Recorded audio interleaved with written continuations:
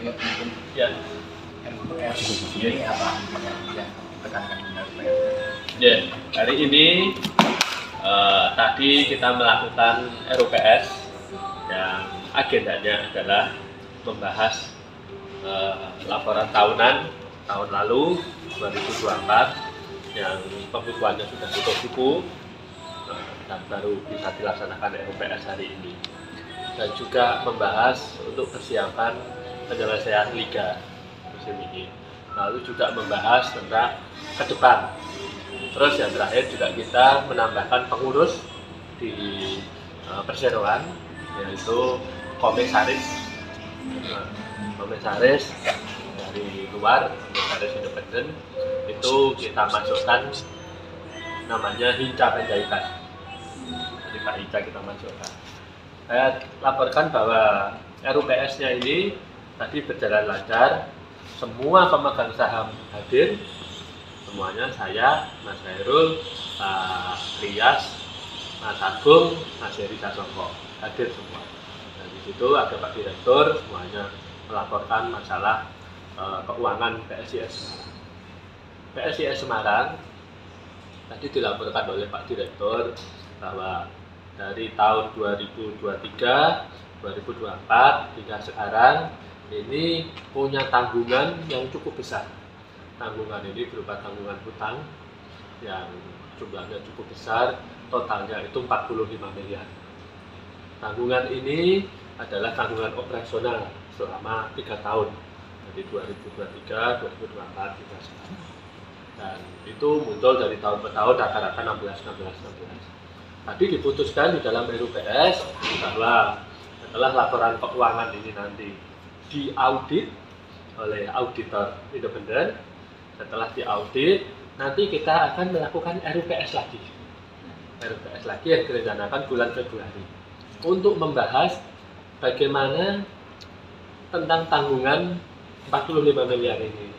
Nah, tadi didiskusikan tanggungan 45 miliar ini akan kita tawarkan terlebih dahulu kepada pemegang saham sesuai dengan Undang-Undang Perseroan Terbatas.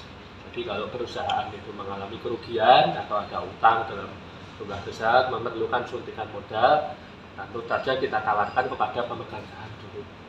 Jadi nanti kita tawarkan pemegang saham mau nggak nutup hutangnya ini.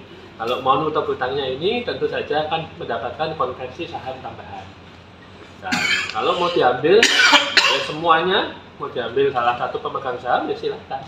Sehingga ini nanti menjadi momentum PSIS untuk membuat PSIS ini perusahaannya menjadi sehat.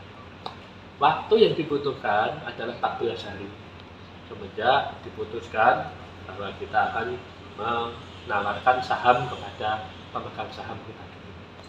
Setelah pemegang saham kita nanti memutuskan mau atau tidak, apabila tidak ada yang mau ngambil, baru nanti akan kita tawarkan keluar sahamnya.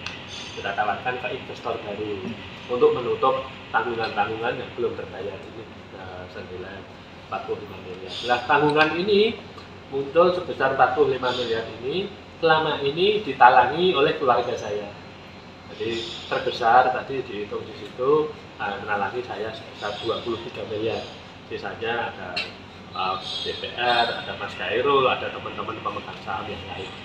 Jadi ini yang perlu kita sampaikan kepada publik.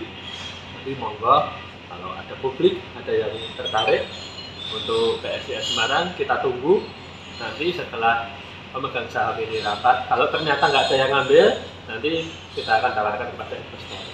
Tapi sepertinya beberapa pemegang saham sudah menyampaikan ketertarikannya untuk membeli saham ini untuk menutup hutang-hutang PSIS. Di RUPS ini dari pemegang RUPS nanti dari masyarakat sendiri harapannya dibeli internal dulu atau memang ada investor? Begitu. Ya, maksudnya dari keinginan ini pengennya berjalan.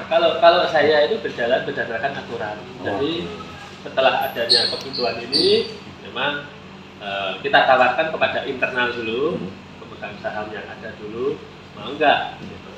Kalau sudah dipastikan nanti nggak mau, kita kasih waktu 14 hari.